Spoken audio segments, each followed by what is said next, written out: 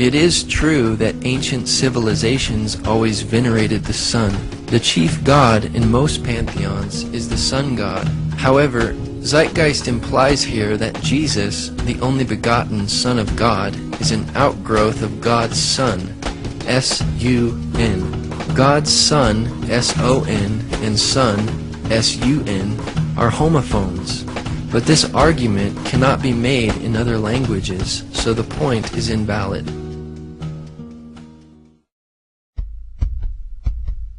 They bring up Horus. This is a far too simplistic representation of the myths surrounding Horus. In reality, there are many versions. There were originally several different gods known by the name Horus. It seems Zeitgeist is trying to make a parallel between Set or Seth and Satan. Besides both of these figures being evil and starting with the letter S in English, there is no parallel. The birth on December 25th can be immediately dismissed as irrelevant because nowhere in the Bible do we find any reference to the birth of Jesus being on December 25th. Nor do we find the birth of Horus on December 25th, but in the month of Koyak, or July 15th. Obviously, Jesus was not born in December, or any time in the winter for that matter, because we read in the Gospel of Luke, chapter 2, verses 7 and 8, that there were shepherds watching over their flocks at night. Jesus was most likely born in late spring or early autumn, as most scholars would agree. This date of December 25th was chosen about 300 years after the origins of Christianity in AD 354 by Roman Bishop Liberius of the Roman Catholic Church, based upon pagan thought and coinciding with the pagan sun god worship observance of the winter solstice and the Roman traditions of Saturnalia, rather than on biblical truth. This is why many Christians do not celebrate Christmas, because it is irrelevant to the Bible and rooted in pagan practice. Regarding Isis being known as Isis Mary, there is no scholarly information to substantiate this claim. There is also no evidence that Isis was a virgin in the myth. Translated from the Hymn of Osiris, the myth distinctly says Isis drew from him his essence. Various Egyptian scholars state very clearly that Isis was not a virgin when she gave birth to Horus, as Mary was when she gave birth to Jesus. For example, Richard Wilkinson, author of Complete Gods and Goddesses of Ancient Egypt, states, "Through her magic, Isis became pregnant by him, eventually giving birth to their child, Horus." As for the star in the east claim, there is no such myth in the story of Horus. There is no evidence in Egyptian astrotheology that they assigned the alignment of Sirius, the star in the east, to signify the birth of Horus. Neither is there any mention of any kings of any number.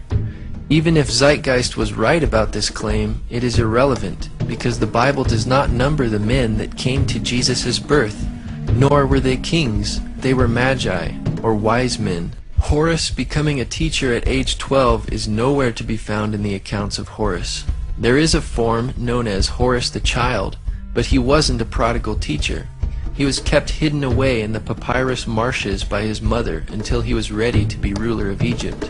In addition, no bibliographic material suggests Horus had a ministry, much less at the age of 30, nor was he baptized by Anup.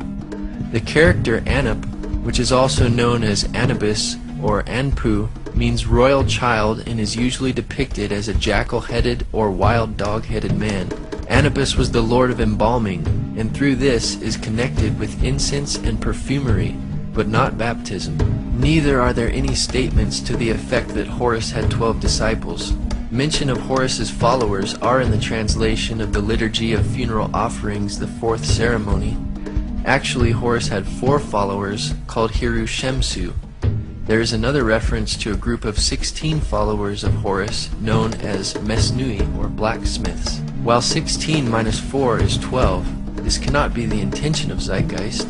The total number of followers here is 20, not 12. In regard to performing miracles, there was some magic associated with Horus, but this is with Horus the child, not with Horus the elder or his adult forms. Horus on the crocodiles was a common manifestation of the importance of Horus in healing ritual. The power of this healing seems to come from his mother, Isis, who is indeed the goddess of immense magical power. It is not unusual, though, to find reference to miracles in reading any ancient or modern-day literature. Nevertheless, we do not find one miracle that Jesus did in the Horus story. Horus did not walk on water, as the narrator claimed, but was thrown into the water. There is also no evidence for these names of Horus in the mythical accounts. He was known as other titles, however. Horus the child was known by magical titles such as Horus on the crocodiles. Horus, as son of Isis and Osiris, was known as pillar of his mother, savior of his father, and Horus as a sun god was also known as lord of the sky, god of the east, Horus of the horizon, and later associated with Ra.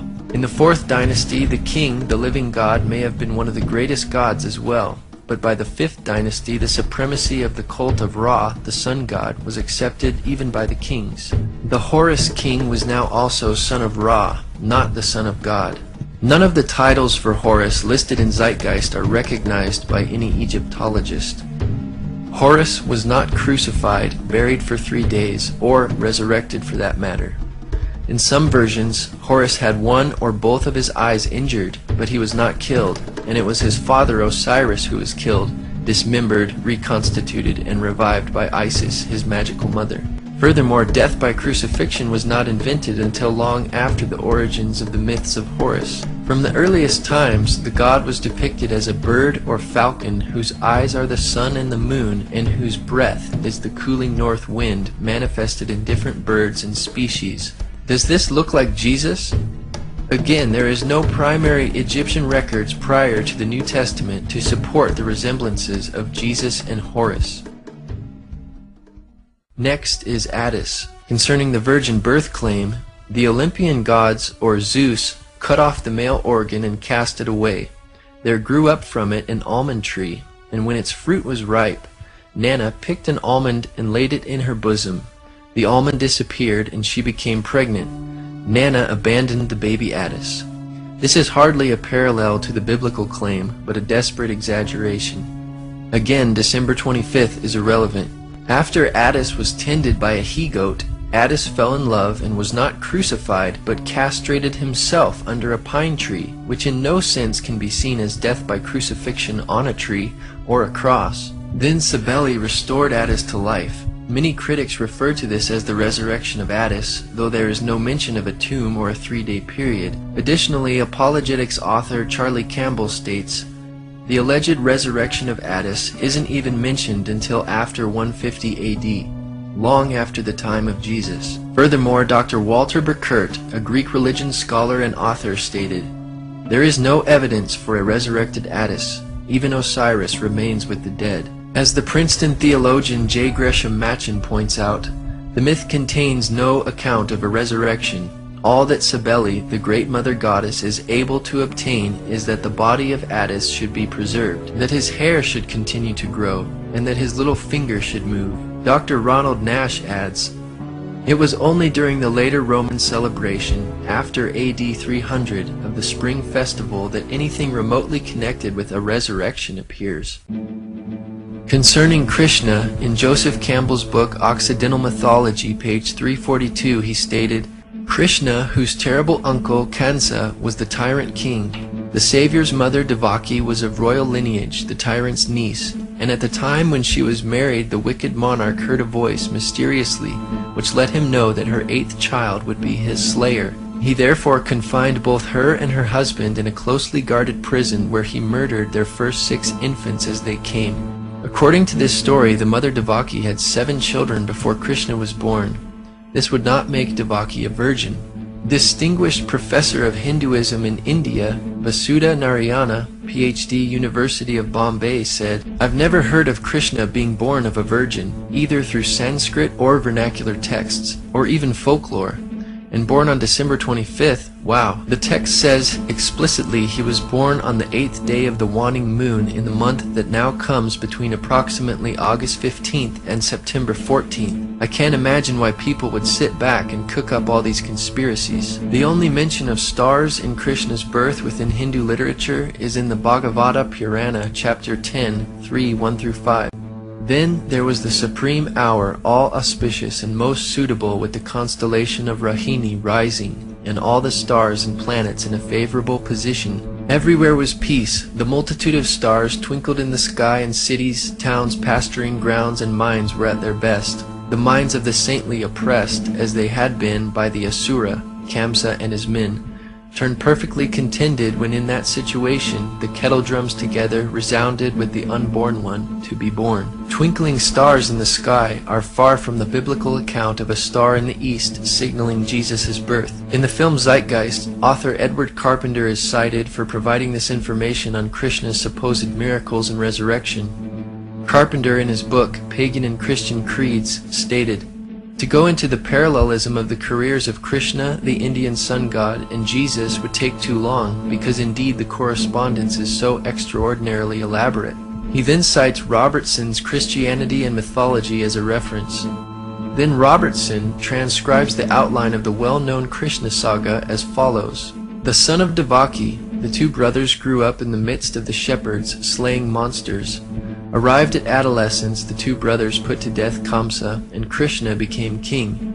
He continued to clear the land of monsters. After having been present at the death of his brother, he himself perished, wounded in the heel by the arrow of a hunter. Thus we read in the well-known Krishna saga that there is no virgin birth, no star, and no miracles. The comparisons are not so extraordinarily elaborate after all. Robertson also stated, "The case in favor of the assumption of Christian priority has been in a general way strengthened by the precise investigation of Hindu literature, which has gone to show that much of it, as it stands, is of far later redaction than had once been supposed." Thus, Zeitgeist cites Carpenter, and Carpenter cites Robertson, who admits that Hindu literature is of much later publication than previously assumed, and therefore any similarities between Christianity and Hinduism were borrowed by the Hindus and not vice versa. In the long Indian epic poem, the Mahabharata, Book 16, there is an account of the death of Krishna. It reads, "Having restrained all his senses, speech, and mind, Krishna laid himself down in high yoga. A fierce hunter of the name of Jara then came there, desirous of a deer. The hunter, mistaking Krishna for a deer, pierced him at the heel with a shaft and quickly came to the spot for capturing his prey. Coming up, Jara beheld a man dressed in yellow robes, wrapped in yoga, and endued with many arms. Regarding himself an offender, and filled with fear, he touched the feet of Krishna. The high-souled one comforted him, and then ascended upwards, filling the entire welkin with splendor. Krishna died and ascended, but there is still no resurrection, as claims Zeitgeist. It's hard to imagine how this blue Indian man could be mistaken for Jesus, or a deer for that matter. The only similarity we have here is an ascension, which is not even mentioned in Zeitgeist. Even if you do want to take Zeitgeist's premise that the ascension account might have been borrowed, then who borrowed from who? The earliest testimony for the complete text of the Mahabharata dates to the 1st century AD by the Greek sophist Dion Chrysostom. The available accounts of Dionysus' birth indicate that Dionysus was not born of a virgin. In the best-known myth, Dionysus was born through an affair between Zeus and a princess. In another version, Zeus mated with his daughter Persephone, and she bore Dionysus. Dr. Edwin Yamauchi, professor of history at Miami University, confirms, there is no evidence of a virgin birth for Dionysus. As the story goes, Zeus, disguised as a human, fell in love with the princess Semele, the daughter of Cadmus, and she became pregnant. Also, not only is December 25th irrelevant to Jesus' birth, there is also no reference to Dionysus being born on December 25th in any scholarly literature. Even some of Zeitgeist's sources, Timothy Freke and Peter Gandy, note that Dionysus' birth was celebrated on January 6th by some in Alexandria, which makes it of no relevance for copycat claims. Indeed, Dionysus was a traveling teacher. At any rate, this is a vague similarity that could be found in most ancient and modern literature concerning any figure with a message to share with others. But there are differences as well. Dionysus wandered the world accompanied with wild women, flush with wine, shoulders draped with fawn skin, whereas Jesus traveled the limited area surrounding Jerusalem, providing moral teachings. Though there are accounts of Dionysus filling empty vessels with wine, there is no reference to Dionysus turning water into wine, as Zeitgeist claimed. and it is not surprising that Dionysus performed miracles involving wine, since he was the god of wine. One historical study explains, the ancient literature says that there was a spring with clear, sparkling, wine-colored water, very pleasant-tasting water in which the newly born Dionysus was bathed. Also, a spring in the temple flowed with wine. At Elis, the priests of Dionysus placed 3 large empty cauldrons in a sealed room to find them filled with wine when they returned the next day. However, from these references it is obvious that there are significant differences between the Dionysus legend and the story in John 2. The spring flowed with water, and the one at Andros flowed with wine, not wine that had once been water. And the empty cauldrons in the Elis temple were filled with wine rather than water subsequently changed into wine. Key elements in John's story. These differences have convinced most scholars that John or his tradition is not dependent on the Dionysus legend for this story. Research professor Dr. Donald A. Carson wrote, older attempts to interpret this sign as a Christianized version of the Dionysus myth or of related stories have largely been abandoned in the light of evidence that the alleged parallels are wholly inadequate. Zeitgeist's source for these titles of Dionysus, Acharya S., only says he was considered the only begotten son, Alpha and Omega, etc., not that he actually was known by these titles. She has absolutely no source for the title King of Kings, which is a generic term in the first place, and secondly does not even suit Dionysus, since Zeus was the head god according to mythology. Nor does the title Only Begotten Son suit Dionysus, since Zeus had several offspring including Athena, Apollo, Artemis, Hermes, Persephone, Dionysus, Perseus, Heracles, Helen, Minos, and Muses. James Frazer, author of The Golden Bough, is cited in Zeitgeist for this claim of the resurrection. With such an array of options, it may be no surprise that at least one variation bears a superficial resemblance to what happened to Jesus. Still, this vague description does not match with the Jewish concept of resurrection. You're going to have to give me a date for the earliest inscription, because Dionysus, I don't know anybody who thinks Dionysus is pre-Christian, not the resurrection portion. Okay, well, all I can tell you is that the myth is that he is torn apart by the Titans, eaten, and he is raised from the dead. But what is the date? I don't know the date of the, as I said, of the original, as far as any writings we have. But I know that with the myths, the Greek myths, most of our Greek myths, we do have from later collections, except we know they were told earlier because we have the vase paintings depicting them going way back in time. But the question is there a resurrection? And since we don't have any resurrection predating the 2nd century all the way to the 4th century, are the earliest ones, 2nd to 4th, we can say, well, maybe there's a resurrection there, but there's no data. Even Tim Callahan, the skeptic you just saw defending Dionysus, admits there is no crucifixion.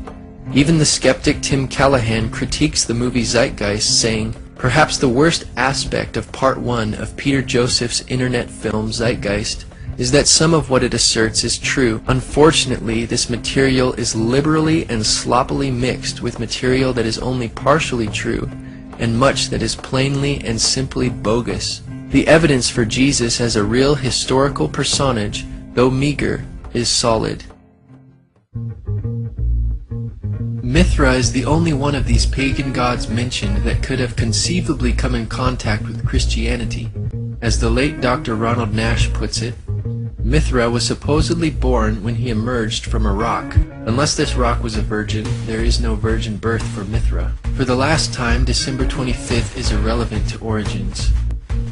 The claim of Mithra having 12 disciples comes from Zeitgeist sources, Acharya S., Timothy Freak, and Peter Gandy, yet there is no documentation for this claim in their books.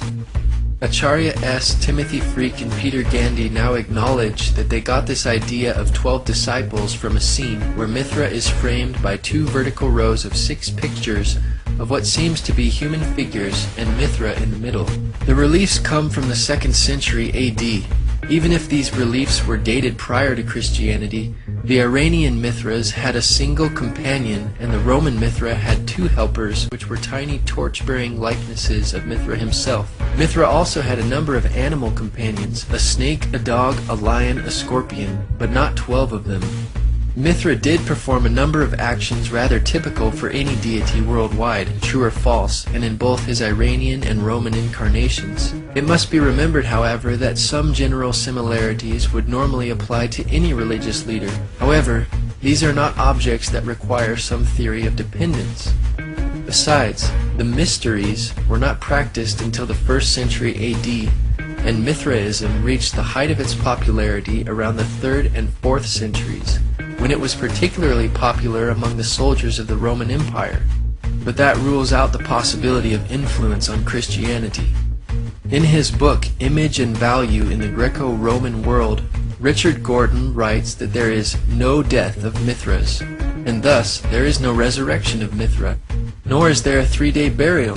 Zeitgeist sources Propaganda.Die claim that the Mithraic initiates enacted a similar resurrection scene, but their only reference is post-Christian Tertullian's Prescription Against Heretics, chapter 40, which is also quoted in the Zeitgeist Addendum.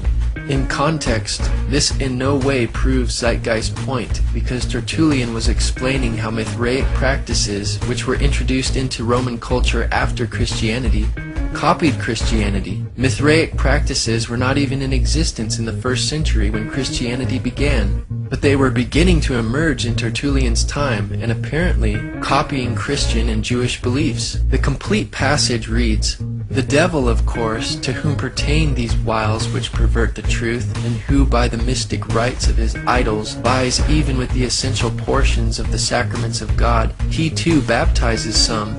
That is, his own believers and faithful followers he promises the putting away of sins by a layer of his own.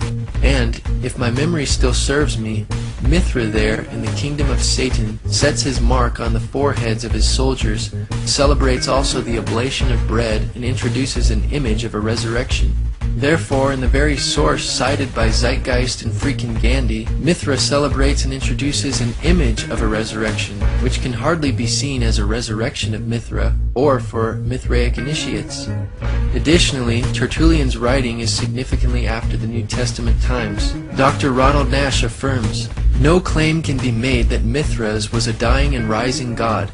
The tide of scholarly opinion has turned dramatically against attempts to make early Christianity dependent on the so-called dying and rising gods of Hellenistic paganism. Any unbiased examination of the evidence shows that such claims must be rejected. Sunday worship only appears in Roman Mithraism, and Acharya S. is apparently assuming that what held true for Roman Mithraism also held true for the Iranian Mithraism, but there is no evidence for this idea. It is therefore unlikely that borrowing occurred, but if there was borrowing, it was the other way around. Though the Bible teaches that Jesus rose from the dead on Sunday, and early Christians considered this the Lord's Day, they not only worshipped him on this day of the week, but every other day as well, as we read in Acts chapter 2, 46 and 47. And the Jews, such as Jesus, worshipped on the Sabbath, or Saturday. In the early 4th century, it was Constantine of the Roman Catholic Church who paganized the meaning of Sunday. His Sunday law of March 7th, AD 321 read, "On the venerable day of the sun, let the magistrates and people residing in the cities rest, and let all workshops be closed." Mithraism could not have influenced the Gospel writers because it was not even known to the Roman world at the time of early Christianity. The Encyclopedia Britannica states, "There is little notice of the Persian god Mithra in the Roman world until the beginning of the 2nd century, but from the year AD 136 onward, there are hundreds of dedicatory inscriptions to Mithra. Roman Mithraism was practically a new creation, wrought by a religious genius who may have lived as late as AD 100. We must assume that the pagan gods which Zeitgeist gives examples for are the ones for which they have the best documentation and evidence. As the viewer has seen, the examples given by Zeitgeist are not impressive. Taken together with all the debunked information, the parallels Zeitgeist presented in no way explains causation for Christianity. Before AD 100, all of the mystery religions were still mostly confined to localities. But after AD 100, they gradually began to attain popularity throughout the Roman Empire. Many writers used the late source material produced in this period after AD 150 to form reconstructions of what they think the cults must have been earlier to their spread in the Roman Empire.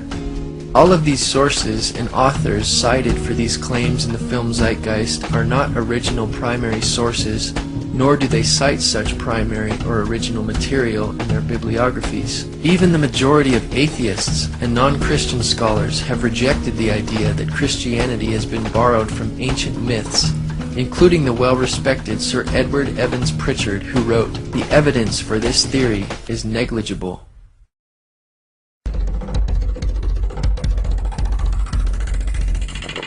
First of all, the birth sequence is completely astrological.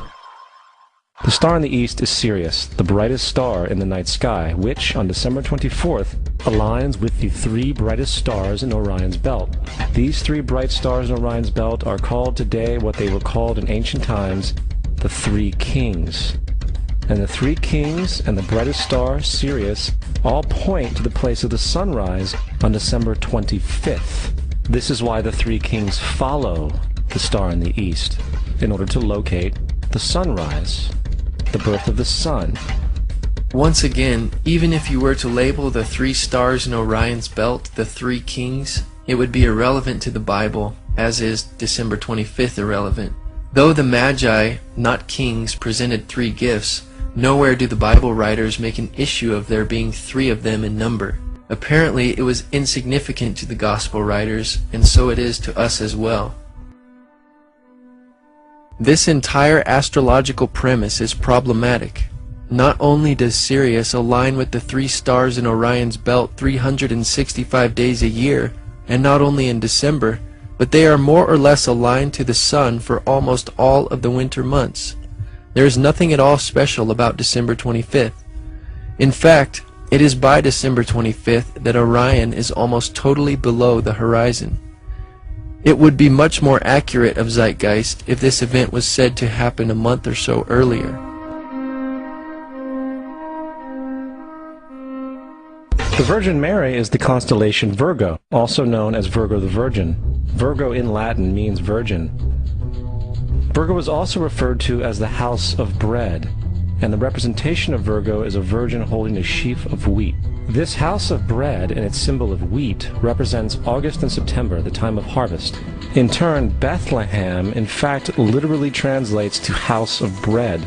Bethlehem is thus a reference to the constellation Virgo, a place in the sky, not on earth. Bethlehem indeed means house of bread. Nevertheless, there is no basis for concluding that Bethlehem was a fictitious place which was fabricated based upon the constellation Virgo in the sky.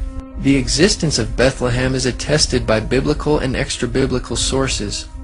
First, Old Testament authors prior to the 1st century mention Bethlehem. Also, the Jewish historian Josephus mentions Bethlehem as the location where King David was anointed to be future king of Israel. J.B. Hennessy reports of the archaeological evidence demonstrating that Bethlehem was inhabited during the Iron Age and the 1st century. He recorded, "Perhaps most important has been the isolation in 1969 of the Iron Age tell. The limits of the Iron Age occupation, while not entirely clear, appear to be on the flat surface of the slopes immediately beneath the basilica and to the east. The work was carried out by Israel Archaeological Society. Bethlehem appears to have been a major area of occupation from the Paleolithic period." Former astrologer and author of Spellbound, The Paranormal Seduction of Today's Kids, Marcia Montenegro wrote, "You can't just make a story out of names like Virgo, Leo, Taurus, etc. And why doesn't the story begin with Aries? If it did, then Leo comes before Virgo, yet Leo is supposedly Jesus, the Lion of Judah. It seems it would come after Virgo, not before, in a story." There's another very interesting phenomenon that occurs around December 25th, or the winter solstice. From the summer solstice to the winter solstice, the days become shorter and colder. And from the perspective of the northern hemisphere, the sun appears to move south and get smaller and more scarce. The shortening of the days and the expiration of the crops when approaching the winter solstice symbolize the process of death to the ancients. It was the death of the sun. And by December 22nd, the sun's demise was fully realized. For the sun, having moved south continually for 6 months, makes it to its lowest point in the sky. Here a curious thing occurs. The sun stops moving south, at least perceivably, for 3 days. And during this 3-day pause, the sun resides in the vicinity of the Southern Cross, or Crux, constellation. And after this time, on December 25th, the sun moves 1 degree, this time north, foreshadowing longer days, warmth, and spring. Anybody with a simple astrology program can confirm for themselves that during the lifetime of Jesus, or in any other time for that matter, that when the sun rises, it is nowhere near the Southern Cross. The idea that the sun rises in the Southern Cross constellation is ridiculous. Dr. Noel Swerdlow is professor of astronomy and astrophysics at the University of Chicago. He also specialized in the study of the practice of astronomy in antiquity through the 17th century. He states, that crux, the Southern Cross, was not recognized as a separate constellation in antiquity because, as seen from the Mediterranean, it is low on the southern horizon and is surrounded on 3 sides by the stars of Centaurus, which is a large prominent constellation, and the 4 bright stars of crux are included as stars of Centaurus in Ptolemy's star catalog. It is only when you go farther to the south, so that the crux is higher in the southern sky, that it becomes prominent as a group of stars by itself, so its recognition had to wait until the southern voyages of the 16th century. Thus, the Southern Cross was not even discovered or recognized until the 16th century, long after the 1st century writers of the New Testament. And thus it was said, the Son died on the cross, was dead for 3 days, only to be resurrected or born again. Christians have never said anything like this, that the Son, S-U-N, died on the cross. Maybe Peter Joseph wants us to think ancient religions said this, but they did not either, and there is likewise no reference or source for such a saying. Now, probably the most obvious of all the astrological symbolism around Jesus regards the 12 disciples. They are simply the 12 constellations of the zodiac, which Jesus, being the sun, travels about with. The source for this claim is author and skeptic Acharya S., who alleges the sun's followers or disciples are the 12 signs of the zodiac through which the sun must pass. But Jesus did not pass through his 12 disciples in any fashion similar to the zodiac. If the Bible was based off the zodiac, we would expect to see the similar movement of Jesus through the disciples. Furthermore, the 12 disciples were most certainly assigned by Jesus because of the 12 tribes of Israel, which Zeitgeist also alleges is symbolic of the zodiac. But the book of Genesis was written approximately in 1000 BC and contains the story of the 12 tribes of Israel, which would have occurred even earlier.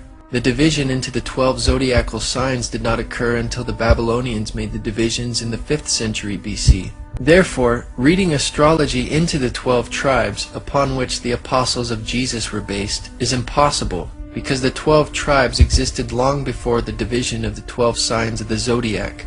Astronomer J. Pasakoff confirms, the Babylonians divided the zodiac into 12 constellations in the 5th century BC. So the only evidence that remains for this claim is the number 12. If we want to accept their allegations on this, however, we also need to accept that Dunkin' Donuts is owned by an astrologer, since you get a discount when you buy a dozen donuts. Grocery stores are also owned by astrologers, since they sell you eggs by the dozen. Even our legal system must be influenced by astrology, since there are 12 jurors. Unlike fictitious myths and legends associated with astrology, we have much historical evidence that the 12 apostles were indeed real historical people. For example, in 95 AD, Clement wrote, Peter, through unrighteous envy, endured not 1 or 2, but numerous labors when he had at length suffered martyrdom. departed to the place of glory due to him. In fact, the number 12 is replete throughout the Bible. First of all, Zeitgeist stacks this list of 12s by repetitions to make it look more impressive than it actually is. The 12 tribes of Israel, 12 sons of Jacob, and 12 great patriarchs are all the same 12. There is no difference. There are 12 judges of Israel if one was to count, but the Bible never makes any issue or significance out of it. There are actually 17 Old Testament prophets, not 12. Zeitgeist missed this figure by 5. One can only wonder where they got the idea of there being 12 kings of Israel.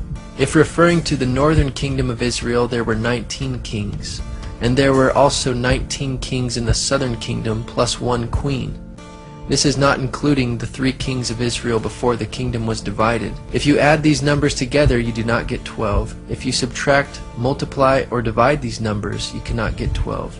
And no mention or reference is made in the Bible to 12 princes. If the king's sons are in view here, then Zeitgeist is way off, for many of the 41 kings had numerous sons, like King Ahab, for example, had 70 sons. Coming back to the cross of the zodiac, the figurative life of the sun, this was not just an artistic expression or tool to track the sun's movement. It was also a pagan spiritual symbol, the shorthand of which looked like this. This is not a symbol of Christianity. It is a pagan adaptation of the cross of the zodiac. What Zeitgeist refers to as the cross of the zodiac is actually the wheel of the zodiac, which has no relationship to a Roman crucifixion, the way in which Jesus was killed. To extrapolate 2 perpendicular lines from the zodiac wheel and conclude that Romans used this as their motivation to crucify criminals is preposterous. It was not until Christianity became paganized by Roman Catholicism that the cross image came to be thought of as a Christian symbol. Crosses in churches were introduced in AD 431, and the uses of crosses in steeples came about in AD 586. Now, the Bible reflects, broadly speaking, a symbolic movement through 3 ages while foreshadowing a 4th. The first age, they say, is Taurus the bull. In Exodus chapter 32, we read that Aaron and the Israelites made an idol of a golden calf and worshipped it, after which Moses shattered the 2 tablets of the 10 Commandments after seeing the Israelites' idolatry. The Christ conspirators will suggest that the golden calf is the age of Taurus the bull. Where is the documentation for this supposed reality, besides page 146 of Acharya S.'s book? The New Testament, written long after the age of Taurus the bull in Jesus' generation, also mentions calves, but this is not convenient for their argument. Second, they say Moses represents the preceding age of Aries the ram. They say that Moses represents the ram and that this is the reason Jews blow the ram's horn. However, Moses is never recorded blowing a ram's horn. Additionally, Moses cannot be identified as a ram by any interpretation within Scripture, and does not fit this picture. Even Zeitgeist's own source for this claim, Leopold Wagner, says no such thing. On the page cited of Wagner's book, we read, "The use of the ram's horn at this season is appropriate, since, according to tradition, it was on this first day of Tishri that a ram was offered up instead of Isaac on Mount Moriah." Thus, even Zeitgeist's source states the obvious reality as to why Jews blow the ram's horn today, and says nothing of the age of Aries. The most memorable text in the Bible mentioning a ram is that previously mentioned in Zeitgeist's own source, where God provided the sacrifice of a ram for Abraham instead of Isaac his son. However, this event was generations prior to Moses, and would not fit chronologically into Zeitgeist's twisted interpretation of the Bible.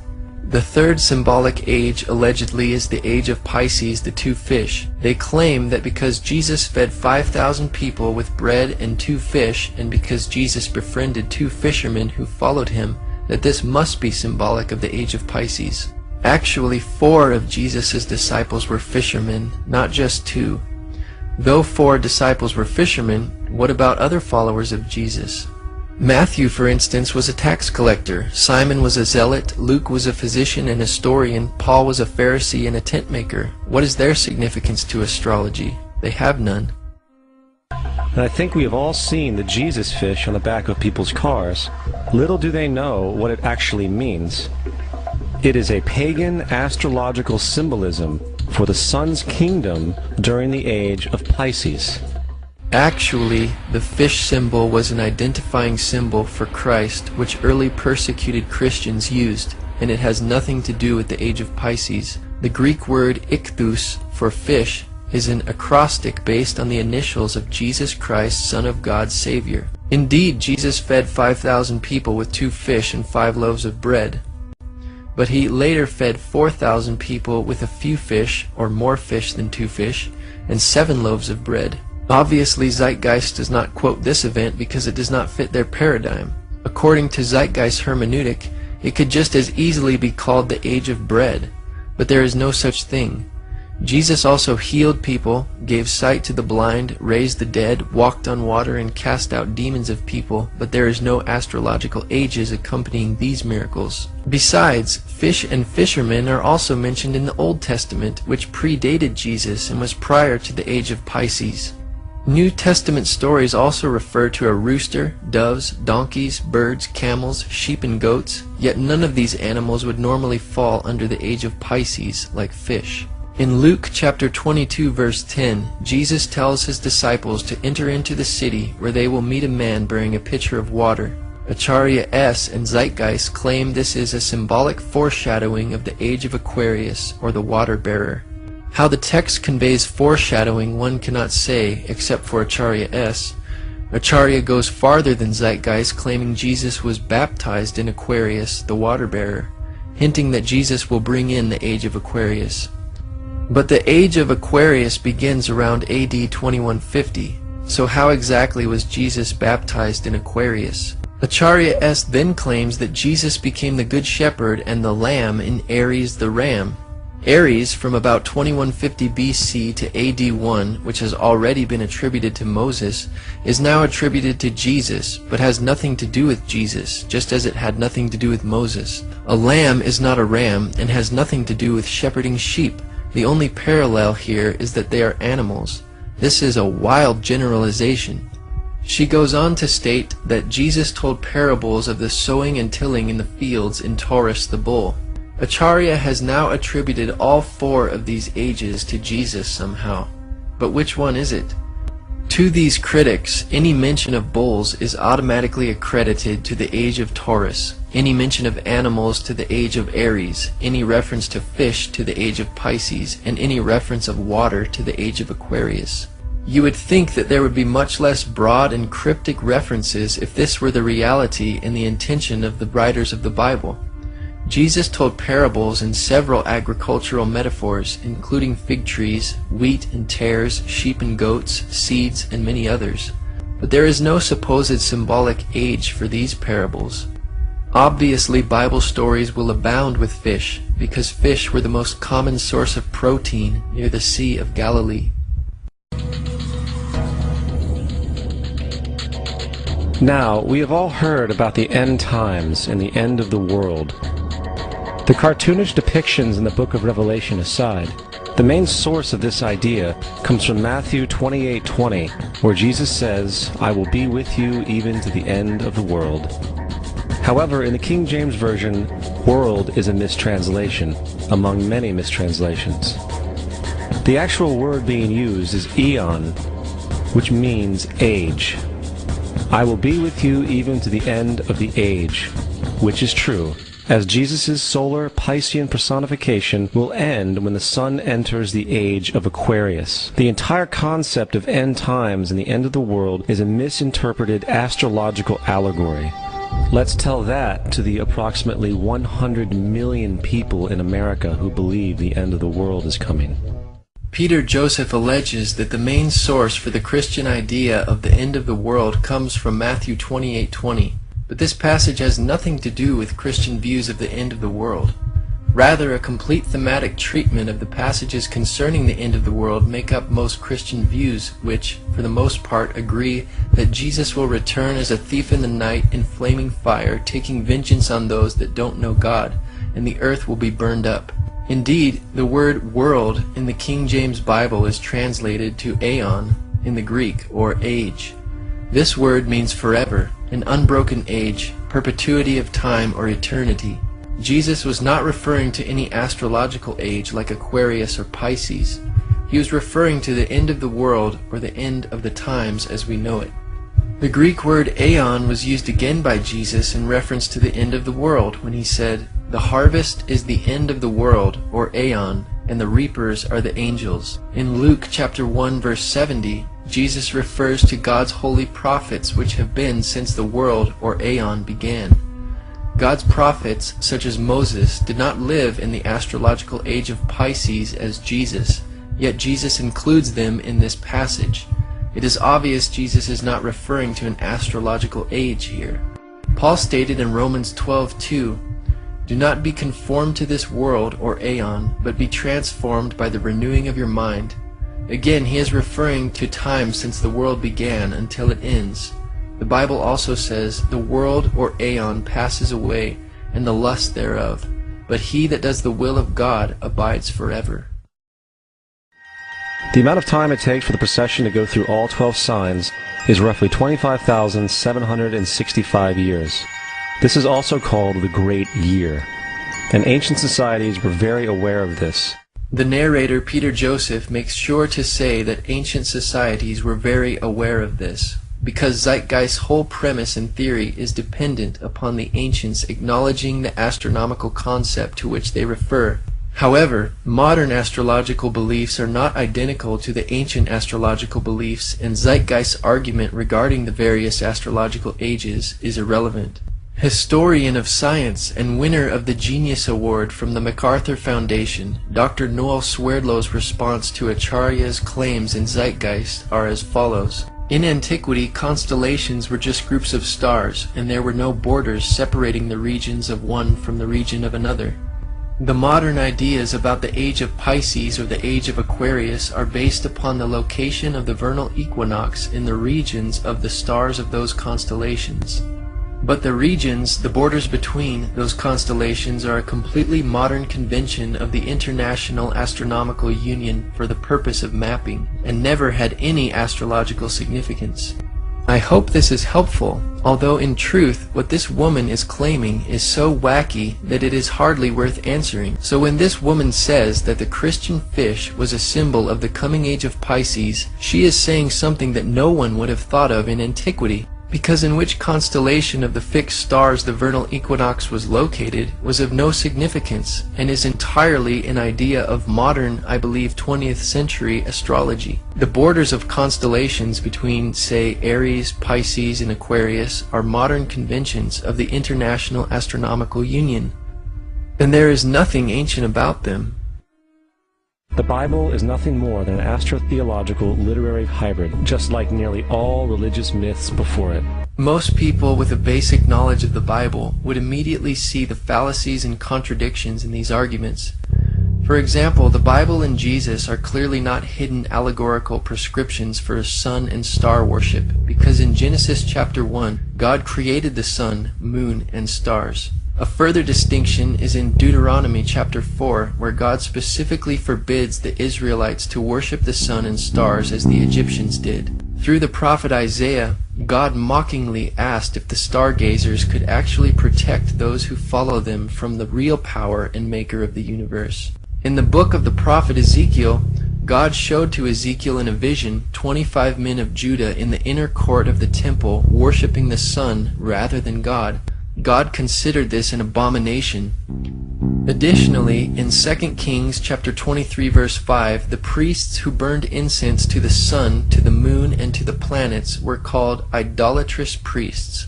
Not one of these scriptures are referenced in Zeitgeist, because it would destroy their argument, distinguishing clearly between the celestial bodies and the creator of them. The origin of Christianity arose out of Judaism, which denounced these practices all throughout the Old Testament. In the Old Testament, there is the story of Joseph. Joseph was a prototype for Jesus. Joseph was born of a miracle birth. Jesus was born of a miracle birth. Joseph was of 12 brothers. Jesus had 12 disciples. Joseph was sold for 20 pieces of silver. Jesus was sold for 30 pieces of silver. Brother Judah suggests the sale of Joseph. Disciple Judas suggests the sale of Jesus. Joseph began his work at the age of 30. Jesus began his work at the age of 30. The parallels go on and on. Here, Zeitgeist's case is very misleading. Though God opened Rachel's womb, it's difficult to consider the birth of Joseph a miracle birth like that of Jesus, who was divine and born of a virgin. Indeed, Jesus had 12 disciples, but Joseph only had 11 brothers. There is no parallel. Though Judas suggested the sale of Joseph, it was Midianite merchantmen that sold Joseph to the Ishmaelites as a slave. Jesus, on the other hand, was not sold, but betrayed by Judas, who was paid 30 pieces of silver by the Jews. Jesus did begin his ministry at age 30, but Joseph began his prophetic ministry receiving dreams from God at age 17. The age 30 for Joseph is mentioned in Genesis, but the Bible simply says, Joseph was 30 years old when he stood before Pharaoh, king of Egypt. And Joseph went out from the presence of Pharaoh and went throughout all the land of Egypt. Aside from Zeitgeist parallels being inaccurate, the simple fact that there are parallels between Jesus and other people in the Bible like Joseph does not make either of them fictional. Inscribed about 3,500 years ago on the walls at the Temple of Luxor in Egypt are images of the Annunciation, the miracle conception, the birth, and the adoration of Horus. The images begin with Thoth announcing to the Virgin Isis that she will conceive Horus, then Neph, the Holy Ghost, impregnating the Virgin, and then the virgin birth and the adoration. This is exactly the story of Jesus' miracle conception. This is taken directly out of the pages of The Christ Conspiracy by Acharya S. However, Richard C. Carrier responded, "Since I am an atheist, and since I have formal experience in ancient history, the following should hold some authority with skeptics. The Luxor inscription does not depict impregnation by a spirit, but involves very real sex, and the woman involved is the mythical queen of Egypt in an archetypal sense, not Isis per se. Several things are very clear from the written narrative. The adoration scene only involves important state officials, not kings or magi. Understanding their background and cultural and historical context is helpful and necessary, but it doesn't lead to any plagiaristic scandal of the sort Acharya S. wants there to be." In regard to the inscription and Zeitgeist interpretation, researcher Keith Thompson contacted John Baines, professor of Egyptology at Oxford University, who stated, "The reliefs you mentioned show the conception and birth of the future king after the creator god. Amun-Ra has taken on the form of the existing king to impregnate the queen. There are links, but they are very far apart. Your source is a very long way off that, and several of the statements it makes are wrong." Dr. Janet Johnson, professor of Egyptology at the University of Chicago, stated, "The scene showing the god Amun visiting the queen mother to impregnate her with the future ruler, in this case Queen Hatshepsut, a Christian interpretation just doesn't work." When contacted about the film Zeitgeist, Victor Blunden of Universities of Manchester and Liverpool and of Ancient Egypt magazine said, "I have heard mention of this film before, and though I haven't seen it myself, I understand that it contains many misinterpretations and distortions of the actual Egyptian textual and relief material to get its message across. Egyptian kings were believed to be semi-divine beings, the son of an Egyptian god by a human mother. Thus the relief refers to the king Amenophis III and not to Horus, though kings could sometimes be said to be the incarnation of the gods, due to another Egyptian myth. This is where the confusion may have come in. The reliefs actually refer to the conception of the king, showing he was born of a human mother, the queen of Egypt, by the god Amun. It was not seen as an immaculate conception, as the queen was impregnated by the god Amun. This is not the Virgin Isis, but the Queen of Egypt depicted, and by this time she was not a virgin as she had sex. The second scene clearly shows a pregnant Queen Matumwia standing between the two Egyptian gods. The scene generally shows the baby infant being presented to the other Egyptian gods and finally being presented to the god Amun, who acknowledges that the child is his true son.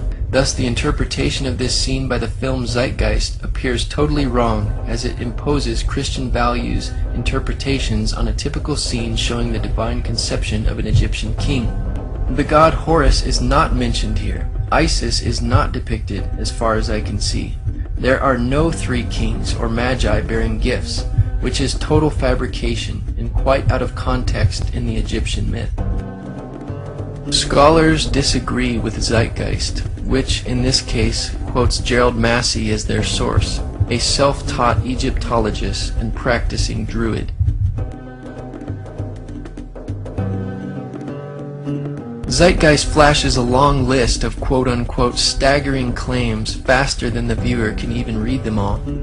If the movie is slowed down, however, we notice that many of these claims were mentioned earlier and thoroughly refuted in the Horus section. Not only are most of these similarities wild conjectures, many of them are not even in the Bible. Actually, the list appears exactly as seen in Zeitgeist with no sources whatsoever in the appendix of Gerald Massey's book, Ancient Egypt, the Light of the World. For example, they say, the two mothers of child Horus, who were sisters, equals the two mothers of child Jesus, who were sisters. Nowhere does the Bible even allege that Jesus had two mothers. Zeitgeist and Massey claim that Joseph, Mary, and Jesus are said to be the Christian Holy Trinity, but the Bible very clearly speaks of the Father, Son, and Holy Spirit as the Holy Trinity. There is also references completely foreign to the Bible, such as a scribe named Hermas, Jesus as the bearded Sophia, Charis, the female Christ, and Jesus speaking brutally to his mother. They say there are 7 gifts of the Holy Spirit. Actually, there are more than 7 in the Bible. Then they mention the 7 doves of the Holy Spirit, which is also completely alien to the Bible. Not only are these Egyptian Christian parallels far-fetched, but many of them are not even found in the Bible. The concept of the Great Flood is ubiquitous throughout the ancient world, with over 200 cited claims in different periods and times. However, one need look no further for a pre-Christian source than the Epic of Gilgamesh, written in 2600 BC. This story talks of a great flood commanded by God, an ark with saved animals upon it, and even the release and return of a dove, all held in common with the biblical story, among many other similarities. The many similarities between the flood account in the Epic of Gilgamesh and the biblical account in Genesis point to a common source, but there are also significant differences. While Moses lived long after the flood and wrote Genesis around 1450 to 1410 BC, he was acting as the editor of much older sources. Unlike the Epic of Gilgamesh, God gave Noah specific instructions mentioning real historical landmarks in Genesis 10:19. Many cultures throughout history have repeated the concept of a great flood.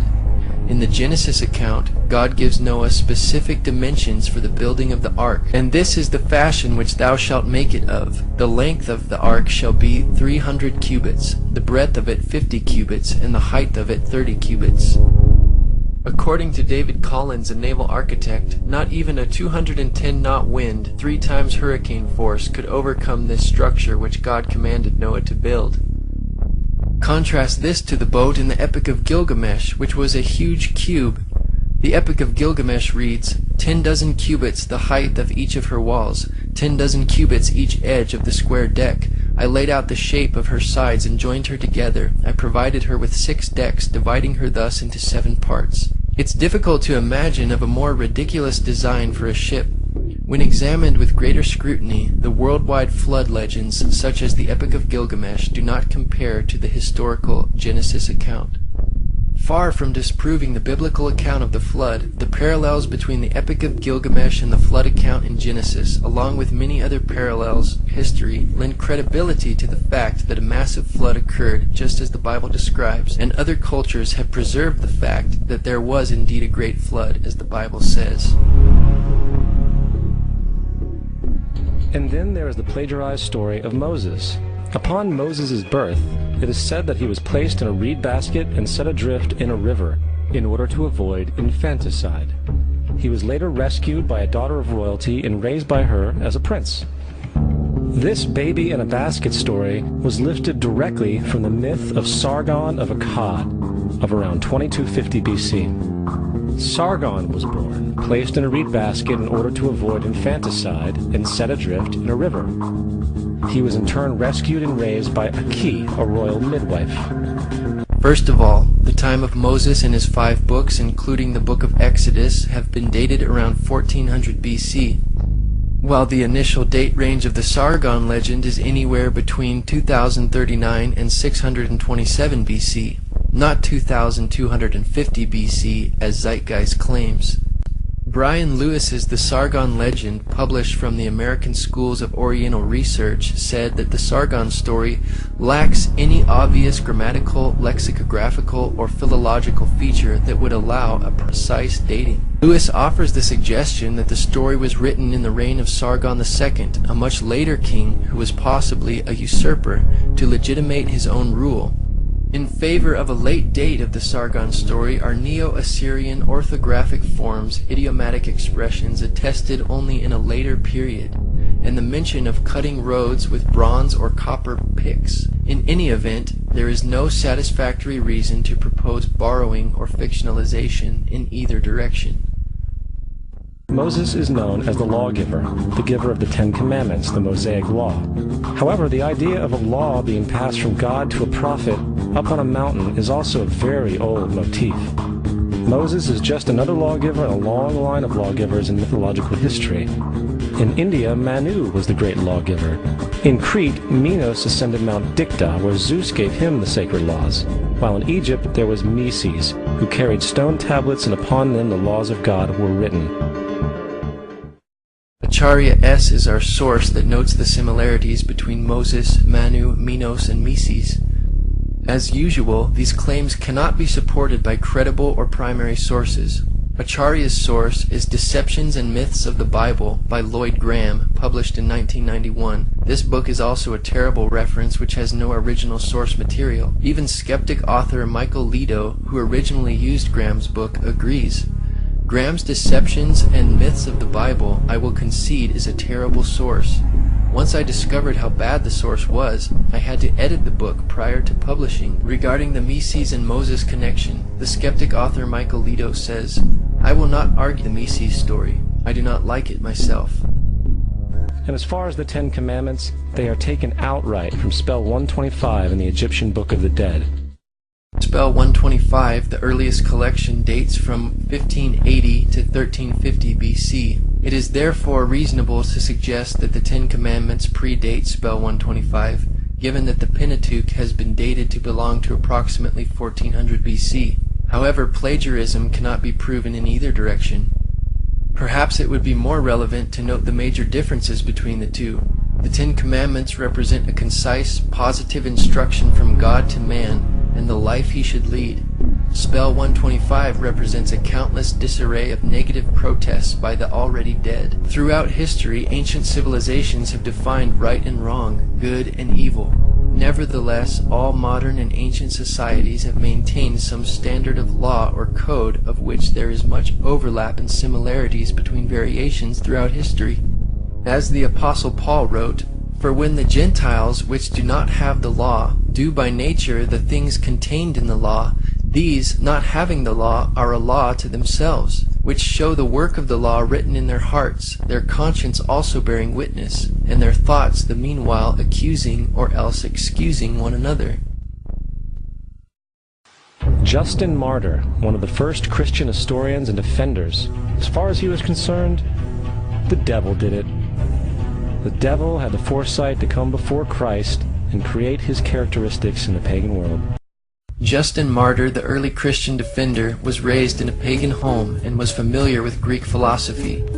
All these passages suggest that Justin Martyr is simply attempting to convince skeptical pagan audiences by parallels that would be familiar and communicable to them. He was also attempting to convince the Roman emperor that Christian teachings and claims were not that different from other religions that enjoyed Rome's protection, while Christians were being persecuted and killed for their beliefs. J. Gresham Machen, a New Testament professor at Princeton Theological Seminary, stated, When Justin Martyr refers to the birth of Perseus as a birth from or through a virgin, He is going beyond what the pagan sources contained. There seems to be no clear evidence that pagan sources used the word virgin as referring to mothers of heroes, mythical or historical, who are represented as being begotten by the gods. Zeitgeist claims that the devil had the foresight to come before Christ and create these characteristics in the pagan world is yet another obvious misinterpretation of the text.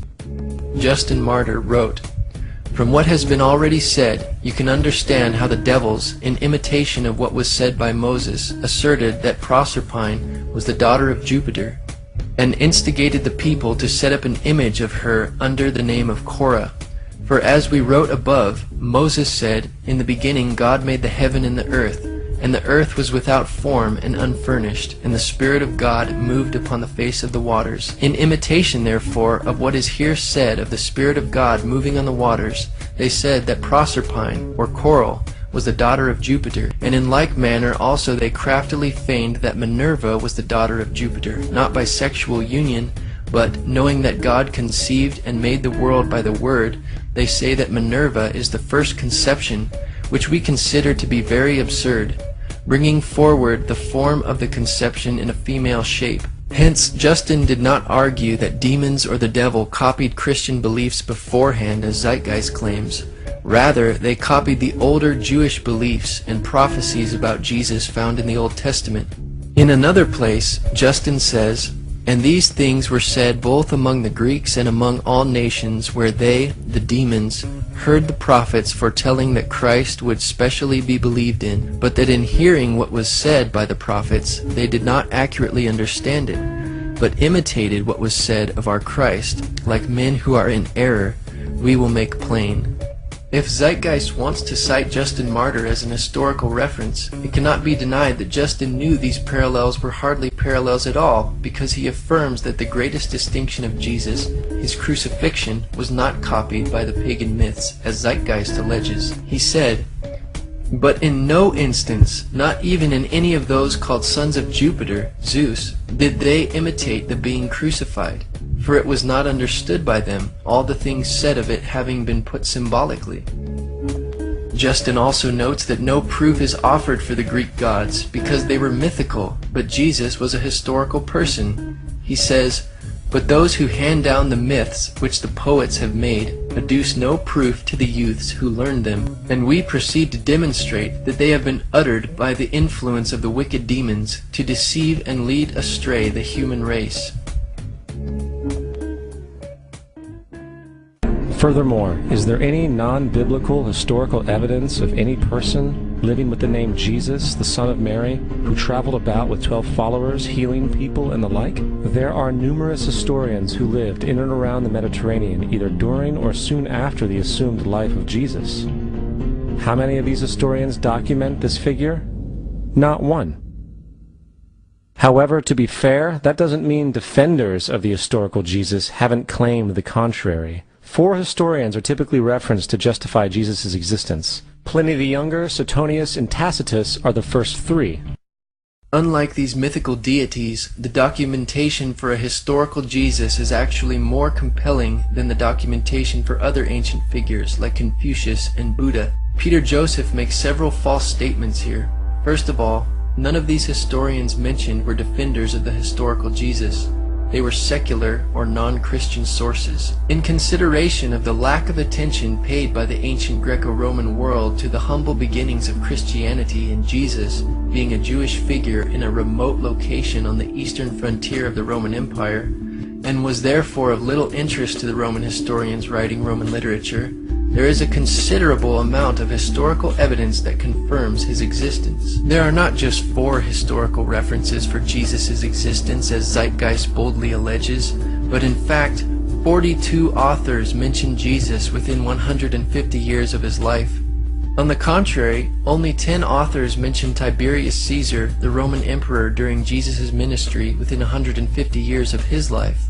If liberal scholars applied the same arbitrary standard of rejection of historical evidence to other ancient historical personages besides Jesus, such as Julius Caesar or Alexander the Great, they would be forced to reject all history as myth. It is for this reason the brilliant historian F.F. Bruce wrote, The historicity of Christ is as axiomatic for an unbiased historian as the historicity of Julius Caesar. Tacitus was governor of Asia in AD 112 and was known as the greatest historian of ancient Rome.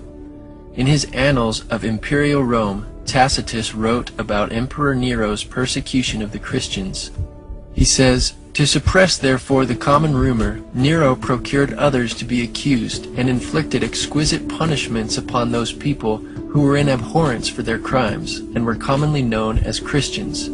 They had their denomination from Christus, Christ, who in the reign of Tiberius was put to death as a criminal by the procurator Pontius Pilate. This pernicious superstition, though checked for a while, broke out again and spread not only over Judea, the source of this evil, but reached the city Rome also." Each one of their entries consists of only a few sentences at best, and only referred to Christus or the Christ, which in fact is not a name but a title. It means the Anointed One. Zeitgeist disregards Tacitus's reference to Jesus based on the title Christus. But how many Christs were there who were crucified under Pontius Pilate? This witness directly corresponds to the gospel record of Jesus. Christus was Greek for Christ. These historical accounts do not only refer to Christ, as Zeitgeist alleges, but give us much more information, which also concludes that the Christus in view must be Jesus. For example, such historical documents confirm that Jesus was executed as a criminal under the authority of Pontius Pilate, who ruled Judea and under the reign of Emperor Tiberius. History provides proof that the Christians who began in Judea spread through the Roman Empire and suffered great persecution for their faith, and that these Christians derived their worship and religion from the person known as Christ, or the Messiah. All of these details parallel the gospel accounts, validating that Jesus is in view here. Suetonius was the official historian during the reign of both Emperor Trajan and Adrian. Speaking of the Emperor Claudius, who ruled from AD 41 to 54, he wrote, "He banished the Jews from Rome, who were continually making disturbances, Chrestus being their leader." The name Chrestus is another spelling for the name Christ, or Christus. This statement from Suetonius also confirms the passage in the Bible within the book of Acts chapter 18 about the exiling of the Jews from Rome during the reign of Claudius. Suetonius also recounts that punishment by Nero was inflicted on the Christians, a class of men given to a new mischievous superstition. Suetonius confirms that Christians were suffering and dying for their conviction that Jesus had lived, died, and risen from the dead. A mischievous superstition, as he called it, not being a Christian. Pliny the Younger was governor of the Roman provinces of Pontus and Bithynia in AD 101 to 110. In a letter to the emperor, Pliny the Younger requested specific instructions about the interrogations of Christians whom he was persecuting. He said he made them curse Christ, which a genuine Christian cannot be induced to do. He continued, "They affirmed, however, that the whole of their guilt or their error was that they were in the habit of meeting on a certain fixed day before it was light, when they sang in alternate verse a hymn to Christ as to a God, and bound themselves to a solemn oath, not to any wicked deeds, but never to commit any fraud, theft, adultery, never to falsify their word, not to deny a trust when they should be called upon to deliver it up." Are we to believe that within 2 generations fake characters were now being treated as historical people? The fourth source is Josephus, and this source has been proven to be a forgery for hundreds of years. Sadly, it is still cited as truth. Josephus, the Jewish historian, is known for historical works such as Jewish Antiquities, finished in AD 93 or 94. One passage reads, "Now there was about this time Jesus, a wise man, if it be lawful to call him a man, for he was a doer of wonderful works, a teacher of such men as received the truth with pleasure. He drew over to him both many of the Jews and many of the Gentiles. He was the Christ. And when Pilate, at the suggestion of the principal men among us, had condemned him to the cross, those that loved him at the first did not forsake him, for he appeared to them alive again the 3rd day, as the divine prophets had foretold these and 10,000 other wonderful things concerning him. And the tribe of Christians so named from him are not extinct at this day. This is the passage that has raised heated debate among scholars because Josephus, a non-Christian Jew, makes statements about Jesus that an Orthodox Jew would not normally affirm. While some Christian additions may have been obviously foreign to the text, it still contains a great deal of historical truth that Josephus could have easily documented. In fact, the vast majority of scholars do not dismiss the account as a forgery, as Zeitgeist alleges, but believe that Josephus did mention Jesus in this passage, but later insertions were made by a Christian scribe, hence the statements about Jesus that a non-Christian like Josephus wouldn't have made. But the style of Josephus is authentic. The term wise man, for example, is typical for Josephus's writings. Zeitgeist's accusation that this text is a forgery is an exaggeration. Moreover, there is another reference to Jesus in Josephus's work that is not disputed by scholars, proving that Jesus was an historical figure. He says, "But the younger Ananus, who, as we said, received the high priesthood, was of bold disposition and exceptionally daring. He followed the party of the Sadducees, who are severe in judgment above all the Jews, as we have already shown. As therefore Ananus was of such a disposition, he thought he had now a good opportunity, as Festus was now dead, and Albinus was still on the road. So he assembled a council of judges, and brought before it the brother of Jesus, the so-called Christ, whose name was James, together with some others, and having accused them as lawbreakers, he delivered them over to be stoned." So this great first-century non-biblical historian Josephus, writing just a little more than 50 years after Jesus' life and crucifixion, attests that Jesus had a brother named James and was a real historical figure. You would think that a guy who rose from the dead and ascended into heaven for all eyes to see and performed the wealth of miracles acclaimed to him would have made it into the historical record. It didn't, because once the evidence is weighed, there are very high odds that the figure known as Jesus did not even exist. Again, there are not only 4 historical sources for Jesus' existence as Zeitgeist boldly claims, but 42 authors mention Jesus within 150 years of his life. We don't have time to quote them all. Expert on world religions, ancient Christianity, and church history, Robert E. Van Voorst says, "The theory of Jesus' non-existence remains effectively dead as a scholarly question." Again, Zeitgeist misinterprets the Bible, saying Jesus ascended into heaven for all eyes to see. The book of Acts chapter 1 describes Jesus' ascension in front of a very small group of people. To disregard or disbelieve his miracles and resurrection is one thing, but to claim that he never existed in the face of all the evidence is a premise rejected by even non-Christian historians and scholars. Richard Burridge and Graham Gould state that the questioning of Jesus' existence is not accepted by mainstream critical scholarship. Robert Van Voorst has stated, "The non-historicity thesis has always been controversial, and it has consistently failed to convince scholars of many disciplines and religious creeds. Biblical scholars and classical historians now regard it as effectively refuted." It was the political establishment that sought to historize the Jesus figure for social control. By 325 AD in Rome, Emperor Constantine convened the Council of Nicaea. It was during this meeting that the politically motivated Christian doctrines were established, and thus began a long history of Christian bloodshed and spiritual fraud. And for the next 1600 years, the Vatican maintained a political stranglehold on all of Europe, leading to such joyous periods as the Dark Ages, along with enlightening events such as the Crusades and the Inquisition. Regarding Constantine, Dr. Ben Witherington III writes, "What then did Emperor Constantine have to do with all of this process? Constantine ruled as Roman Emperor from about AD 313 to 337. The truth of the matter is that he didn't take full control of the empire before 324, or very shortly before the Council of Nicaea.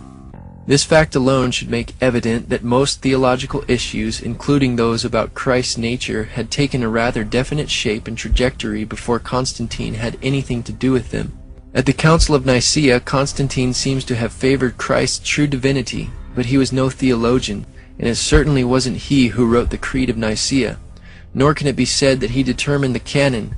Constantine mainly pronounced the benediction on the deliberations that had already been formulated. Zeitgeist is correct about the Roman Catholic Church's long history of bloodshed throughout the Dark Ages, the Crusades, and the Inquisition. However, these facts do not negate the credibility of Christianity, but rather demonstrate the sinfulness of man. Regardless of how later professing Christians behaved, Jesus taught his followers to love all people, including their enemies, and to remain peaceful with all people at all costs. Violence, bloodshed, and spiritual fraud in the name of Jesus does not come from the Bible, nor does the New Testament condone such events. But it came from the Roman Catholic Church. It was also the Roman Catholic Church that embraced pagan sun god worship. Anybody who reads the New Testament for themselves will see that violent Christians live contrary to what the Bible teaches, and are therefore not followers of Jesus at all. As presented earlier, there are numerous non-biblical historians who speak of Jesus. Thus, it was not the political establishment that sought to historize Jesus. This is not to say that the Bible has not been perverted and taken out of context by the political elite for social control throughout history and even today. In the secret FEMA plan to use pastors as pacifiers in preparation for martial law, this debriefing tells pastors to help implement FEMA and Homeland Security directives.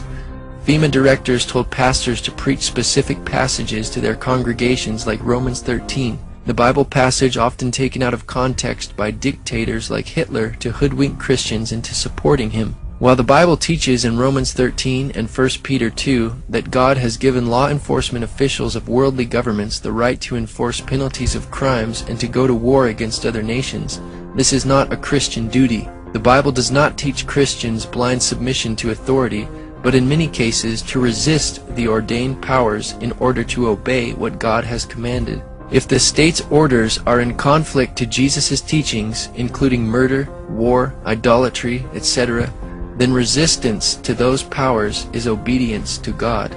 Zeitgeist's argument is invalid because there are several examples of civil disobedience in the Bible. For example, Daniel chapter 3 documents a few of the Hebrews' unwillingness to compromise the commandments of God in submission to the Babylonian Empire. Exodus chapter 1 speaks of the Hebrew midwives who refused to obey the Egyptian Empire's commands to kill male babies. And Joshua chapter 2 documents the harlot Rahab who housed the Hebrew spies and hid them from the authorities. The book of Acts is full of examples of how the apostles of the early Christian church disobeyed the Jewish authorities in order to preach the gospel. Peter taught to obey God rather than men. Though the Christ myth theory, also known as the Jesus myth, is not original, it is very recent, historically speaking. The antecedents of the theory can be traced directly back to French Enlightenment thinkers Constantin François Volney and Charles François Dupuy in the 1790s. Proponents and authors cited in the Zeitgeist transcript have recently repopularized the theory. The questioning of Jesus' existence is not accepted by mainstream scholarship as stated by Richard Burridge and Graham Gould in their book Jesus Now and Then, page 34. Michael Grant states on page 199 of his book Jesus and Historians' Review of the Gospels that the Jesus myth thesis fails to satisfy modern critical methodology and is rejected by all but a few scholars. Graham N. Stanton writes, "Today nearly all historians, whether Christians or not, accept that Jesus existed and that the Gospels contain plenty of valuable evidence which has to be weighed and assessed critically. There is general agreement that with the possible exception of Paul, we know far more about Jesus of Nazareth than about any 1st or 2nd century Jewish or pagan religious teacher." James Charlesworth sums it up. "No reputable scholar today questions that a Jew named Jesus, son of Joseph, lived. Most readily admit that we know a considerable amount about his actions and basic teachings." Jonathan Z. Smith, who contributed to the entry Dying and Rising Gods for the Encyclopedia of Religion, said, "The category of dying and rising gods, once a major topic of scholarly investigation, must now be understood to have been largely a misnomer based on imaginative reconstructions and exceedingly late or highly ambiguous texts. The category of dying and rising deities is exceedingly dubious. It has been based largely on Christian interest and tenuous evidence. As such, the category is of more interest to the history of scholarship than to the history of religions." Even liberal scholar Thomas Boslooper acknowledges, contemporary writers invariably use only secondary sources to verify such claims. The scholars whose judgment they accept rarely produced or quoted the primary sources. Yet Zeitgeist and its sources continue to propagate this theory in spite of all the evidence. In Part 1 of the film Zeitgeist, nearly 200 sources are cited in the transcript, yet many of these sources are used more than once, and none of them predate Christianity. For example, D.M. Murdoch, who also goes by the pen name Acharya S., is cited 29 times, and Gerald Massey is cited 30 times. The Bible is cited 22 times, almost always with erroneous conclusions. In fact, when the transcript for this film is examined in further detail, we see that less than 25% of these sources are original. Like the French Enlightenment thinkers, Sir James Frazer, cited 4 times in Zeitgeist, wrote The Golden Bough in 1890 when these mystery religions were still mysteries. It is from his work and others that Gerald Massey and Acharya S. get much of their information. However, Frazer's pioneering work has come under criticism by more recent scholars. When the newly accumulated archaeological and textual evidence is consulted, his ideas are no longer valid. Professor of History at Miami University Dr. Edwin Yamauchi stated, "On the popular level, Sir James Frazer gathered a mass of parallels in his multi-volume work called The Golden Bough, which was published in 1906. He discussed Osiris of Egypt, Adonis of Syria, Attis of Asia Minor, and Tammuz of Mesopotamia, and concluded that there was a common rising and dying fertility god.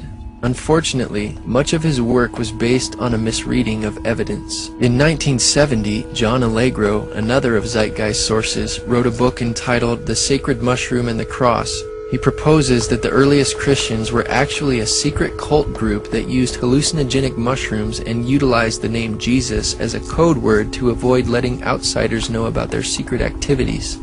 Allegro was criticized immediately by almost every major historical scholar.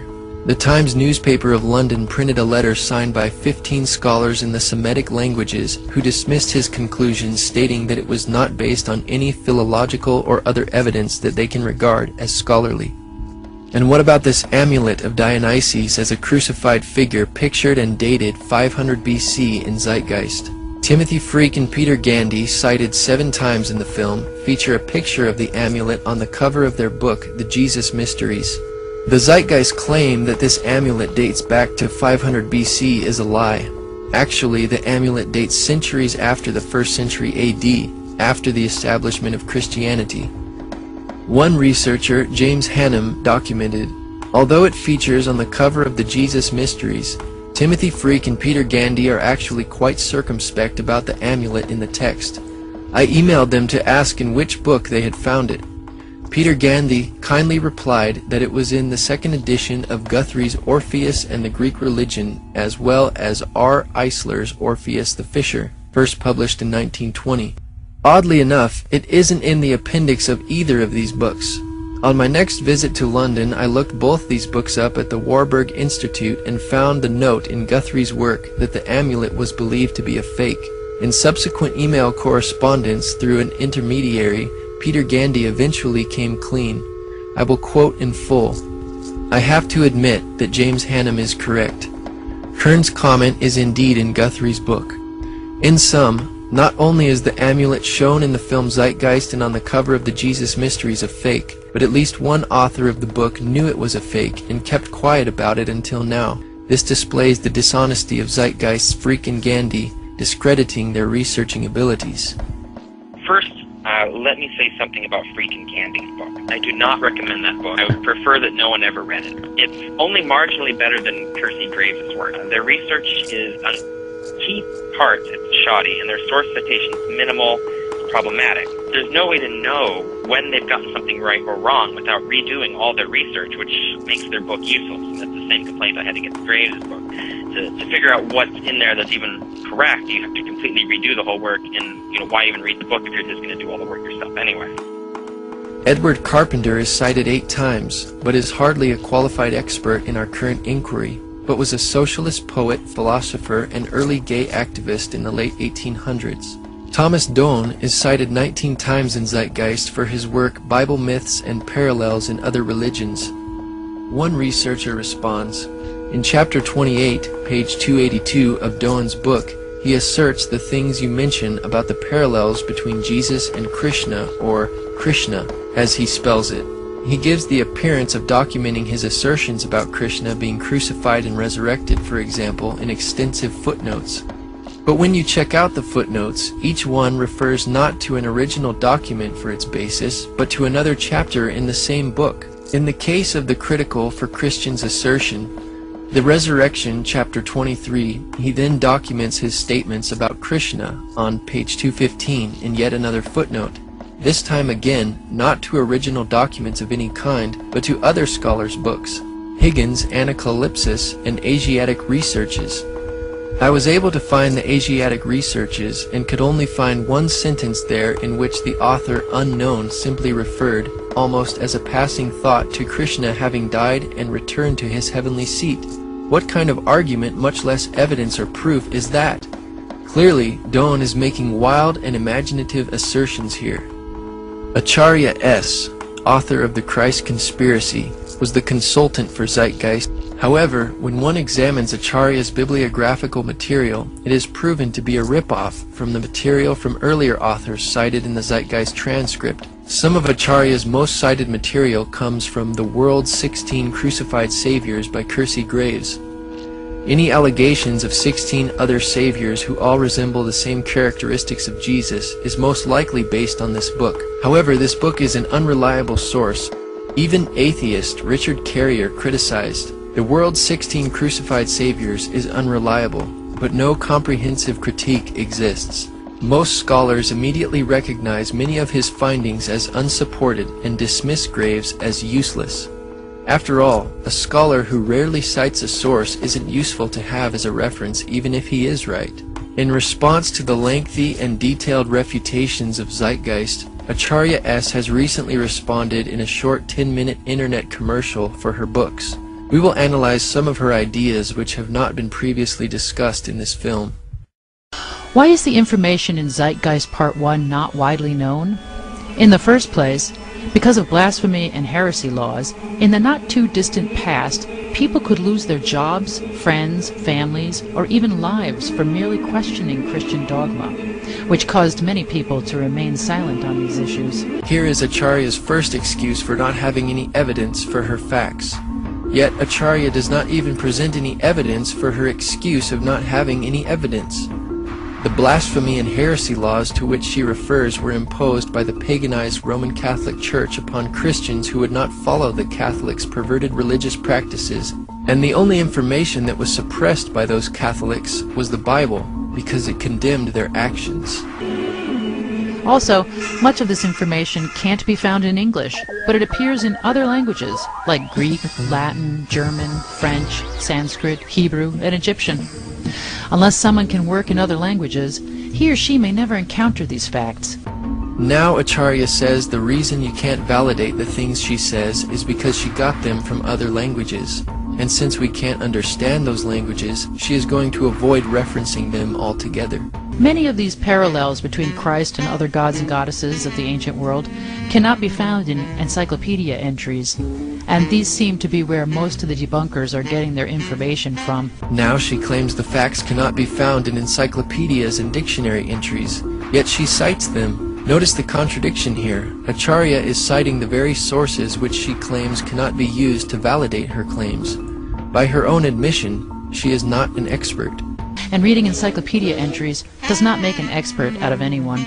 Within 49 pages, she cites Wallace Budge 47 times, who is also cited 5 times in the Zeitgeist transcript. But the unreliability of Budge's work is even recognized by Acharya in the footnote of her companion's guide. She says, "I am aware of the debate concerning Dr. Budge's work, a controversy that some have suggested represents a form of rivalry not uncommon in the academic world or in the world at large. I personally have found nothing egregious about his discussion of the Egyptian religion in English, although I cannot vouch for everything in his hieroglyphic dictionaries, for instance, which are considered outdated in their system of transliterations, but which nevertheless appear to be sound overall." Scholars in past eras were less specialized, and they did in fact make these connections within comparative religion. as my research demonstrates. In reality, Acharya's research does not demonstrate or validate these connections. Even critical, non-Christian scholars have rejected Acharya S.'s research, among whom is Dr. Bob Price, who said, "She is quick to state as bald fact what turns out to be, once one chases down her sources, either wild speculation or complex inference from a chain of complicated data open to many interpretations." One of the most intriguing claims made repeatedly in these books is that among the mythical predecessors of Jesus as a crucified God were the Buddha, the blue-skinned Krishna, and Dionysus. Is there any basis to these claims, which Murdoch just drops like a ton of bricks? Again, she does not explain where they come from, much less why no available book on Buddha, Krishna, or Dionysus contains a crucifixion account. When Murdoch speaks of the Christ conspiracy, she means it. She really believes the people got together and cooked up early Christianity like a network sitcom. Some of these parallels between Jesus and the other gods represent mysteries, such that these mysteries were not readily recorded. If these mysteries were not written down, then there is no evidence. But somehow Acharya has made a case, despite the lack of evidence. I incorporate many pre-Christian primary sources, as well as the works of scholars highly credentialed in the appropriate fields. Actually, none of these sources predate Christianity. Either primary sources or the works of highly credentialed scholars. For example, the parallels between Christ and the god Attis, who was brought up in Zeitgeist, are discussed by Dr. Andrew T. Fear, a professor of classics and ancient history at the University of Manchester in England. Even Dr. A.T. Fear, Acharya's source, says that the resurrection of Attis did not appear until the beginning of the 4th century, inspired by Christianity, not vice versa. Attis, too, with his strong emphasis on resurrection, seems to be a latecomer to the cult. The stress on the Holaria as celebrating the resurrection of Attis also appears to increase at the beginning of the 4th century A.D. It is important to remember that here we are discussing a period of centuries, not merely years. They do seem to have been provoked by a need to respond to the challenge of Christianity.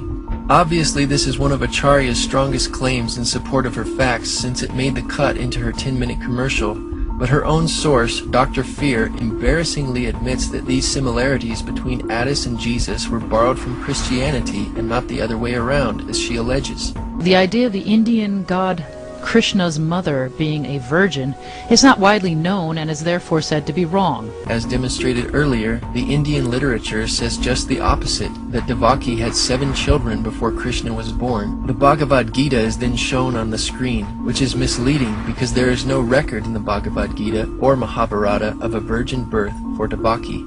We should keep in mind that shouts for primary sources serve to remind us that Christians went on a rampage to censor and obliterate everything outside of their faith. In fact, these censors destroyed a huge amount of the type of evidence that we're discussing here. Again, she makes excuses for not having any evidence or proof for her thesis, and warns us against those who would ask for such evidence. Without any evidence, the Jesus myth and astrotheology concepts are negligible. While it is true that the wise men, magi, or kings are not numbered in the New Testament, their gifts are numbered as 3 at Matthew 2:11, gold, frankincense, and myrrh. The only problem here with her interpretation is that the number of gifts does not determine how many magi there were. For example, in 2 Chronicles 21:3, there were also 3 gifts of silver, gold, and precious things presented to the sons of King Jehoshaphat. Yet there was not 3 contributors, but 1. There could have been numerous magi. The Bible does not specify how many magi there were because it is not an issue like Acharya S. makes it out to be. Since the December 25th birth date and 3 kings are so crucial to her thesis, she is going to try anything she can to make it fit. There is also no early Christian reference to the 3 stars in Orion's belt being known as the Magi, as she also alleges. Next, we will demonstrate how the modern proponents of the Jesus myth theory and sources behind Zeitgeist and Acharya S.'s work are typically advocates of Freemasonry, Theosophy, and the New Age, which are all very similar belief systems whose goal, like that of the Zeitgeist movement, is the elimination of Christianity and a utopian society, or paradise, as presented in the Zeitgeist Addendum film. In one of her online articles entitled The Gospel According to Acharya S., she states, "Perhaps the devil brings peace and not a sword to humanity. Considering how many people have been killed in the name of God and not the devil, maybe the world is worshiping the wrong entity." She also writes, "The devil is divine." Also cited in Zeitgeist are Godfrey Higgins, Albert Churchwood, cited 6 times, and Manly P. Hall, cited 5 times, which were all members of the Freemasons' secret society. Manly P. Hall, a 33rd degree Mason, wrote on page 48 of his book, Lost Keys of Freemasonry, "When a Mason learns that the key is the proper application of the dynamo of living power, the seething energies of Lucifer are in his hands." Lucifer is a name frequently given to Satan in Christian belief. The usage as reference to a fallen angel stems from a particular passage in the Bible, Isaiah chapter 14, that speaks of someone who is given the name of day star or morning star as fallen from heaven. In Latin, the word Lucifer is the name for the morning star, the planet Venus in its dawn appearance.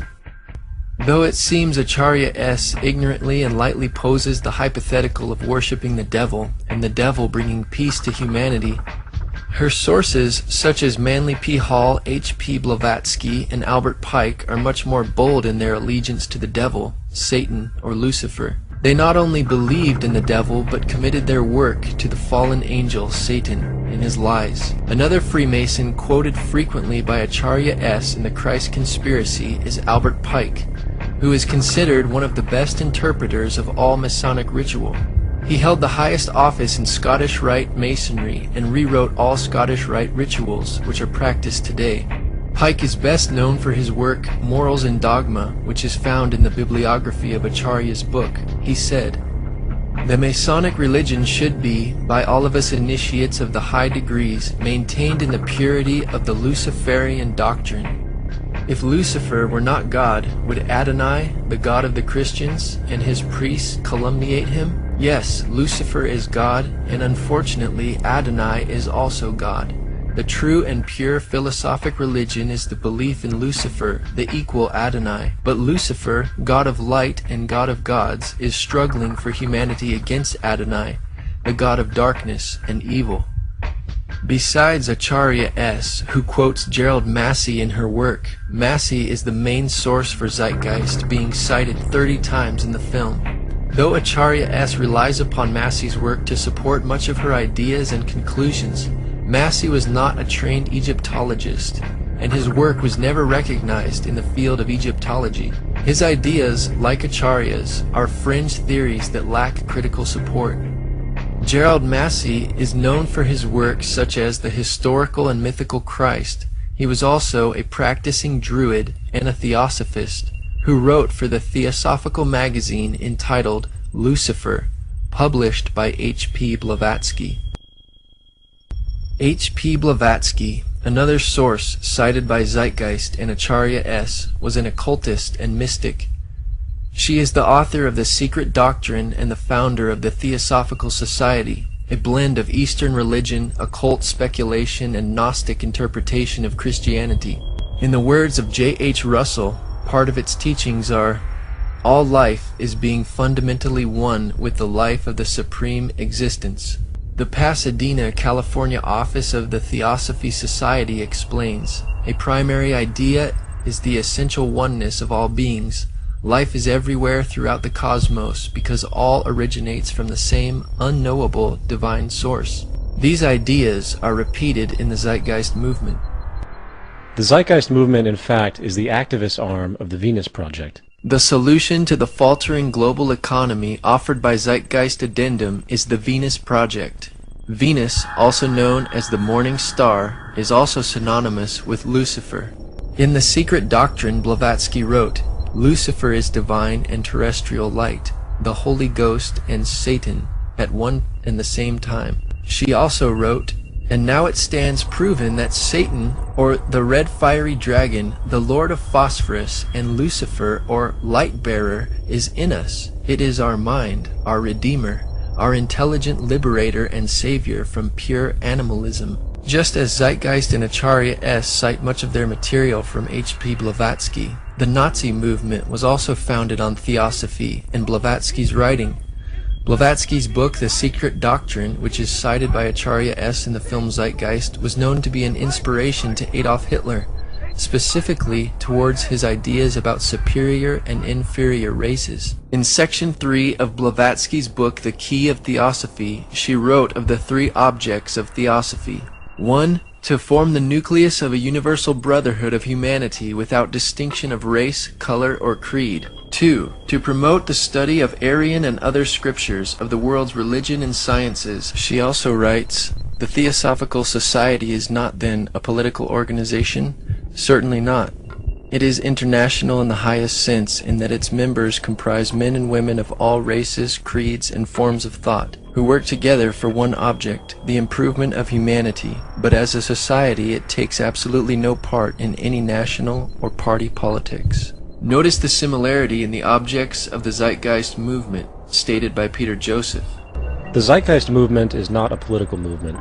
It does not recognize divisionary notions such as nations, governments, races, religions, creeds, or class. Rather, we see the world as one organism, with the human species as a singular family. What the Venus Project represents and what the Zeitgeist movement hence condones could be summarized as the application of the scientific method for social concern.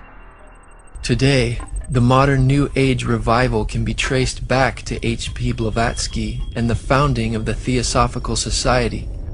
Blavatsky's prize pupil, Alice Bailey, developed Blavatsky's teachings into an organized system and coined the term New Age. Bailey taught that humanity must achieve enlightenment by realizing its divinity. Bailey's teachings are kept alive today by the Lucis Trust. The organization was originally called the Lucifer Publishing Company, according to a statement on their website, because Bailey considered Lucifer, the fallen angel, a positive principle, as did H.P. Blavatsky, whom they cite as a great teacher. Though Acharya S. is not a practicing theosophist, Freemason, or Druid like her sources, she does demonstrate loyalty to the New Age movement, which is no different. On page 416 of the Christ Conspiracy, she says, despite the vilification of the so-called New Age movement, the fact is that we are entering into a new age. The age referred to in the gospel tale is that of Pisces, and through contrivance and duplicity, coercion and slaughter, the fish god Jesus, the Piscean solar avatar, has indeed been with us. But now it is the close of the age, and his time is over. As Hancock says, we live today in the astrological no man's land at the end of the age of Pisces, on the threshold of the new age. The Zeitgeist movie opens with a quote from Jordan Maxwell's Inner World of the Occult. The more you begin to investigate what we think we understand, where we came from, what we think we're doing, the more you begin to see we've been lied to. Maxwell was also heavily influenced by H.P. Blavatsky and Theosophy. Helena Petrovna Blavatsky? Right. Yes, I have all of her works. I think her best work was Isis Unveiled, Part 2, which is theology. Right. Science. And that was an exceptional work. I think that Helena Petrovna Blavatsky, the Russian mystic, was a very wise and preceptive lady. Manly Palmer Hall, one of my very good friends. Manly Palmer Hall, one of my very good friends. This main authority behind Zeitgeist and proponent of the New Age, Jordan Maxwell, believes he was put here by aliens to start his own religion. He is also one of Acharya's sources for the Christ Conspiracy. 2 white glowing objects came in very slow. They were not flying as such. They appeared to be just electronically or magnetically floating. And as they floated overhead, 5 more came in behind them, and at that point I totally went ballistic. I decided to rent a convertible and drive back up to Area 51 by myself, and no one knew this, and go back out to where we had had this experience by myself, which I did. About a month later, now we're at the beginning of summer, I get a phone call from Paul, my publisher, who lives in Escondido, right down by San Diego. And he's telling me about this young lady who was a past life regressionist. And he said, "You got to go see this girl, she's sensational." And she says, "Well," and I'm just telling you what she said. She said, "They are Pleiadians, and they have brought you here to do something. And you are ultimately going to be a emissary," was the word, "an emissary for them. They're going to channel through you. They're going to use you, and they will speak through you." In the end, the most relevant change must occur first inside of you.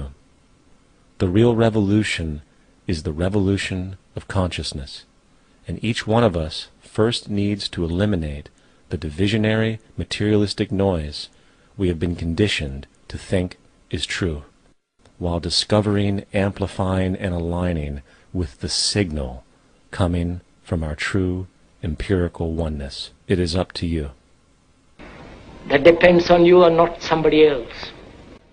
You yourself are the teacher and the pupil, you are the master, you are the guru, you are the leader. You are everything. Freemasonry, Theosophy, the New Age, and Zeitgeist movements all represent a relentless quest towards self-deification and the integration of all knowledge and spirituality in order to create a utopian society where all is one and one is all. The Bible is also in a head-on collision with this movement because, in contrast, it teaches that all is not one, all is not God, and human beings are not God. The Zeitgeist movement and Venus Project Utopia theoretically eliminates this problem of sin and human depravity, saying, essentially, that sin, evil, and crime is not caused by free will of individuals, but is a product of society, circumstantial experiences, and money. There is no such thing as a criminal. As repeatedly expressed, the monetary system generates corruption by its very construct. As far as society today, the most fundamental condition for offensive behavior is derived from the monetary system. In contrast, the Bible teaches that humanity's crises stem from the evil and sin of humankind. The Zeitgeist movement blames money for offensive behavior, whereas the Bible teaches the love of money is the root of all evil, bringing the cause of sin back to the individual's free will and choice. The doctrines of these movements forever removes any possible fellowship with Christians. The only obvious solution to this problem is the eradication of Christianity, as Acharya S. reveals on page 416 of her book, quoting Zeitgeist source Edward Carpenter.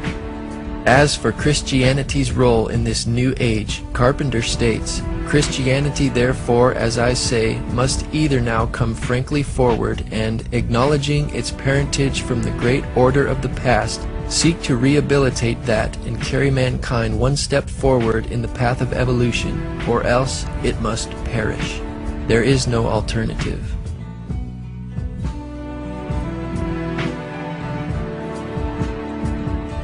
The Apostle Paul cites the resurrection of Jesus from the dead and its subsequent effect upon all mankind as the proof that God exists, that Jesus is His Son, and that the redemption of all those who obey God and His Word is assured by His personal triumph over the grave. Obviously, the Zeitgeist movement will label the resurrection another myth, as they do with Jesus' historical existence. A cardinal doctrine of the Christian faith is the death and resurrection of Christ. This notion is so important that the Bible itself states, "And if Christ be not risen, then is our preaching vain, and your faith is also vain." It is easy to take the previous verse from Paul's letter to the Corinthians out of context when it is not quoted in its entirety. Paul was making a point in rebuking those who said there was no resurrection, even though Jesus was resurrected. Paul said, "But now is Christ risen from the dead, and become the first fruits of them that slept." Yet it is very difficult to take this account literally, for not only is there no primary source denoting this supernatural event in secular history, awareness of the enormous number of pre-Christian saviors who also died and were resurrected immediately puts the story in mythological territory by association. Also claiming that there is no primary source denoting this supernatural event in secular history is inaccurate. Unlike Zeitgeist claims about the Jesus myth, the New Testament uses primary sources. The writers of the New Testament wrote as eyewitnesses from first-hand information. In addition to the non-biblical sources, the four Gospels are primary and authentic sources for the life of Jesus. Richard Bauckham, professor of the New Testament at University of St. Andrews, Scotland, wrote in his book Jesus and the Eyewitnesses, "The Gospels were written within living memory of the events they recount. Mark's Gospel was written well within the lifetime of many witnesses, while the other three canonical Gospels were written in the period when the living eyewitnesses were becoming scarce, exactly at the point in time when their testimony would perish with them were it not put in writing. This is a highly significant fact, entailed not by unusually early datings of the Gospels, but by the generally accepted ones. We imagine the traditions passing through many minds and mouths before they reach the writers of the Gospels, but the period in question is actually that of a relatively, for the period, long lifetime." Religious belief has caused more fragmentation and conflict than any other ideology. Christianity alone has 34,000 different subgroups. The Bible teaches Christians to be unified in love, regardless of how many professing Christians today behave contrary. Concerning church subgroups, the Apostle Paul spoke against the Corinthian church creating divisions and strife, saying it was carnal to do such in 1 Corinthians 3:3-11. Christianity, along with all other theistic belief systems, is the fraud of the age. On the contrary, Part 1 of the movie Zeitgeist is in every respect a fraud.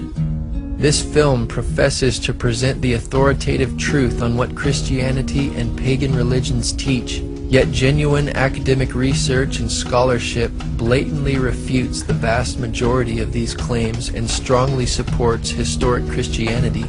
In terms of Peter Joseph's ludicrous astrological and historical assertions, there is truly nothing new under the sun.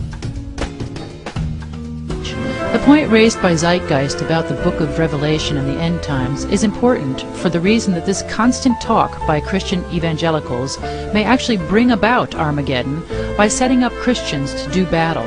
And I firmly believe we must not let that happen. Anybody who professes to be a Christian and does battle, as Acharya put it, is a wolf in sheep's clothing, a false prophet which is known by their fruits, according to Jesus in the Bible. Jesus disarmed every Christian by his words to Peter when he said, "Put up again thy sword into his place, for all they that take the sword shall perish with the sword." Though many wars have been fought in the name of Christianity, these wars were in direct disobedience to Jesus' commandments. Jesus said, "Blessed are the peacemakers, for they shall be called the sons of God." Jesus taught to bless them that persecute and curse you and love your enemies. The Bible says that God hates people who love violence in Psalm 11:5. John the Baptist said to do violence to no man in Luke chapter 3 verse 14. Thus the Bible leaves no exceptions for a Christian to do battle if they are to obey its teachings. Commonly, people misunderstand the difference between the Old Covenant and New Covenant. The New Covenant is God's revelation to all mankind through Jesus Christ, His Son. The Old Covenant had symbols and shadows for the Jewish people of the New Covenant. Circumcision was a symbol of spiritual circumcision of the heart. Solomon's temple was a symbol of the spiritual temple of the church. The Old Covenant had its laws written upon tablets of stone, while the New has Jesus' commandments written upon His people's hearts. And the physical battles in the Old Testament were a symbol of the spiritual warfare against sinful flesh, which does not involve physical weapons of warfare. Contrary to Acharya's interpretation, the book of Revelation is clear in that the beast or evil world empire is given power over all nations to make war with Christians and overcome them. Jesus authoritatively told Pilate, "If my kingdom were of this world, my servants would fight," implying that his kingdom is not of this world, and this is why the true servants of Jesus do not fight. Jesus also said, From the days of John the Baptist until now, the kingdom of heaven suffers violence, and the violent take it by force. The only way to recognize a true Christian, according to the Bible, is by their love, because God is love. Regardless of whether or not somebody calls themselves a Christian, Jesus said, "The word that I have spoken, the same shall judge him in the last day."